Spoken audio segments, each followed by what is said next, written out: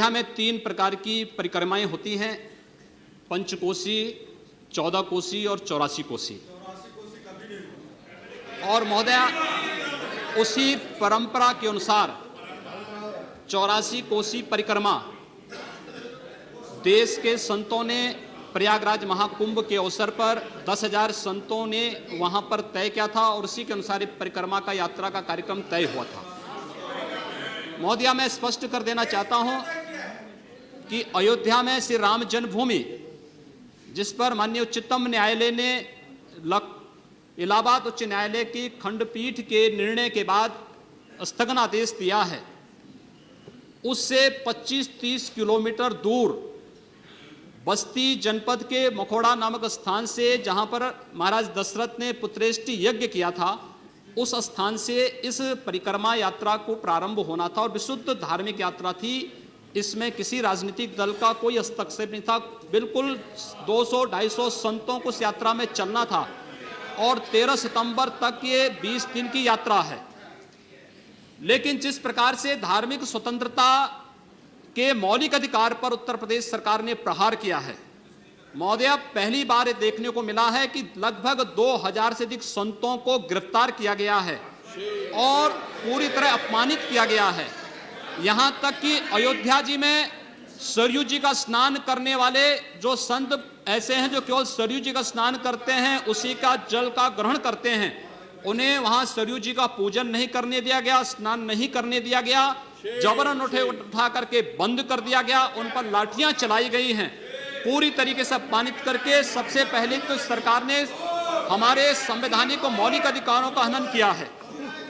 दूसरा, जहां तक स्थगन आदेश की बात है, मैं याद दिलाना चाहूंगा इस देश के अंदर सेकुलरिज्म के नाम पर राजनीति करने वाले उन सभी दलों को 1994 में कांग्रेस नेतृत्व की ही सरकार ने सुप्रीम कोर्ट में एक शपथ पत्र दिया था और यह कहा था कि अगर तय हो जाएगा कि अयोध्या में विवादित तो जो ढांचा था वह ढांचा किसी हिंदू मंदिर या स्मारक को तोड़ करके बनाया गया है तो हिंदू भावनाओं के अनुरूप कार्य होगा। आखिर यह साबित हो चुका है।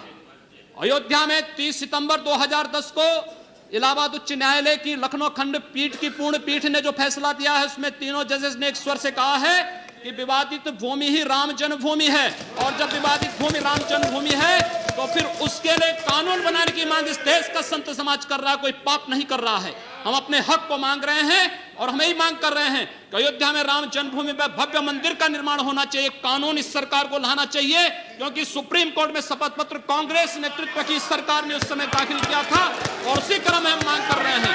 और संतों को उनके हकों से वंचित किया जा रहा है, उनके धार्मिक यात्रा को प्रतिबंधित किया जा रहा है, उन्हें अपमानित किया जा रहा है। और किस समाजवाद की बात मुलायम सिंह जी कर रहे हैं, किस संविधान की बात कर रहे हैं? ये समाजवाद है। स्वयं राष्ट्रीय अध्यक्ष हैं, इनके 2 भाई महासचिव हैं, इनका पुत्र प्रदेश अध्यक्ष है। कौन से समाजवाद की बात करते हैं? परिवारवाद की बात करते हैं। बेवकूफ बना रहे देश को, ये केवल देश को बेवकूफ बनाने का कार्य कर रहे हैं और बेवकूफ बना करके समाजवाद के नाम पर समाज को बेवकूफ बना करके सेकुलरिज्म की ध्वजियां उड़ा रहे हैं। 30 दंगे उत्तर प्रदेश के अंदर हो चुके हैं महोदय, एक वर्ष में 30 बड़े-बड़े दंगे। हर दंगे में हिंदू प्रताड़ित हुआ है, हिंदू जेल में बंद हुआ है और ये सरकार परंपरा की बात करती है। किस परंपरा की बात इस सरकार कर रही है? कि आतंकवादियों के खिलाफ दायर मुकदमों को वापस लेना कौन सी परंपरा का हिस्सा है? ये सरकार उत्तर प्रदेश के अंदर जिस प्रकार से सरकारी जमीनों को कब्रिस्तान के नाम पर आवंटित कर रहा है, कौन सी परंपरा का हिस्सा है? जिस प्रकार से वहां के गरीबों, वहां के पिछड़ी जाति, वहां के अनुसूचित जाति के हकों पर डकैती डला करके यह सरकार जिस प्रकार से जंगल राज कायम की उत्तर प्रदेश के अंदर, आखिर वो किस परंपरा का हिस्सा है?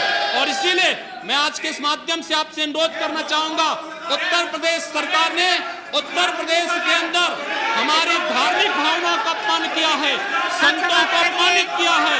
इस सरकार को रहने का अधिकार नहीं होना चाहिए, इसे तत्काल बर्खास्त किया जाना चाहिए।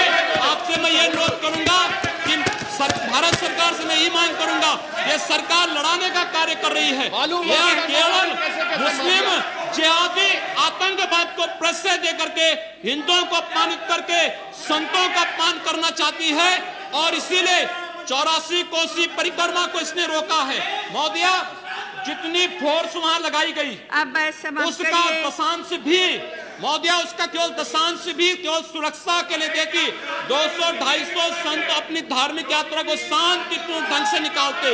इस सरकार ने यात्रा पर रोक लगा करके उत्तर प्रदेश के अंदर 10 करोड़ लोगों को पीड़ित किया है, अपमानित किया है, उनको परेशान किया है। और यही नहीं, यह सरकार लगातार हिंदुओं को अपमानित करने का कार्य कर रही है। और इसीलिए मैं आपके माध्यम से अनुरोध करूंगा, इस सरकार को रहने का कोई अधिकार नहीं, इसे बर्खास्त किया जाना चाहिए।